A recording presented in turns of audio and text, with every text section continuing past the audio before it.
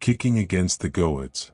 Today we want to look at the words of Yeshuah that were spoken to one man, Saul. It's hard for you to kick against goads. He was on his way to destroy the Christ movement, as we read in the following scriptural passage. Acts 9 verses 3-6. And as he journeyed, he came near Damascus, and suddenly there shined round about him a light from heaven, and he fell to the earth, and heard a voice saying unto him, Saul, Saul, why persecute you me? And he said, Who art thou, Lord? And the Lord said, I am Jesus whom you persecute. It is hard for thee to kick against the pricks. And he trembling and astonished said, Lord, what wilt thou have me to do? And the Lord said unto him, Arise, and go into the city, and it shall be told thee what you must do. So, what are gaods? The word goads appears only 3 times in the whole Bible. The Hebrew word for goads is dor-bone. A goad was a sturdy wooden rod tipped with iron, used by farmers to prod oxen pulling plows or carts.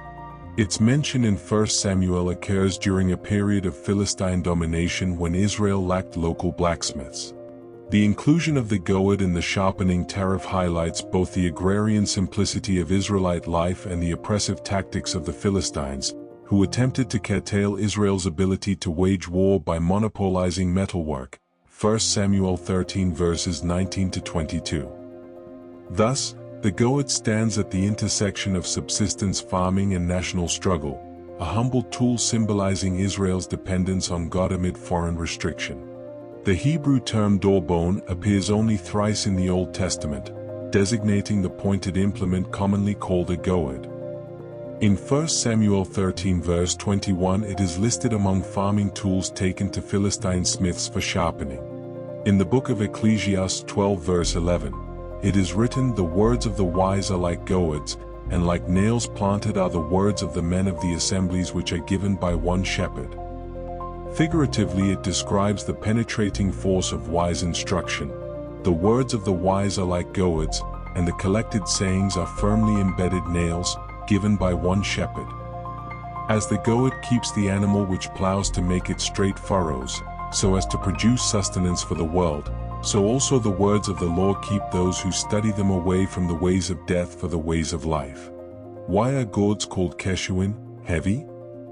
Because they are as harmful and heavy to the human body as daggers to those who resist the divine call. Ecclesiastes elevates the goad from a farm implement to a literary symbol. Just as an ox would stubbornly resist forward movement without the quick sting of the goad, so hearers resist wisdom without incisive counsel.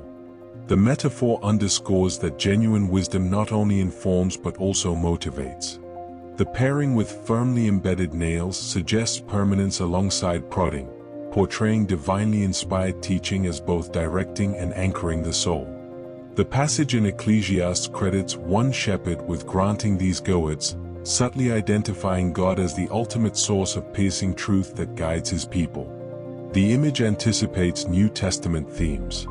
Saul of Tarsus heard the risen Christ say, It is hard for you to kick against the goads, as he narrates to King Agrippa, Acts 26 verse 14. And when we were all fallen to the earth, I heard a voice speaking unto me, and saying in the Hebrew tongue, Saul, Saul, why persecutest thou me? It is hard for thee to kick against the pricks. And I said, Who art thou, Lord? And he said, I am Jesus whom thou persecutest.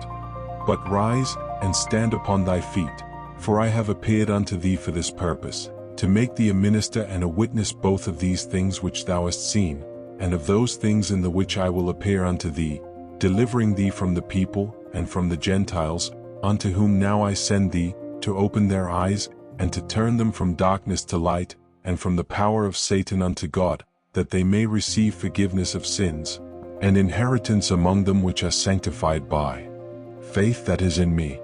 This was confirming that divine conviction cannot be escaped without spiritual harm.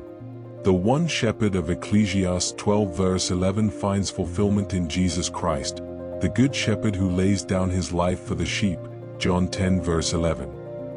His words carry both comfort and challenge. They prod disciples toward holiness while securing them in truth. The cross itself, sharper than any earthly goad, demonstrates that God's ultimate nudge toward salvation came through sacrificial love. Practical reflection. Where has complacency settled into the furrows of life?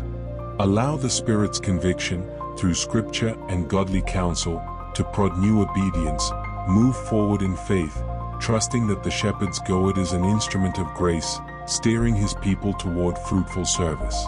Does it mean when Yeshuah said those words he meant the calling?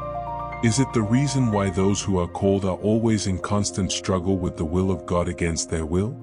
To those who are called, let's not despair. What you need to do is, speak, Lord, your servant is listening.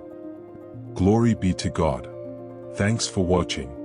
If you find this message helpful, please subscribe, like and hit the notification button for more enlightened insight.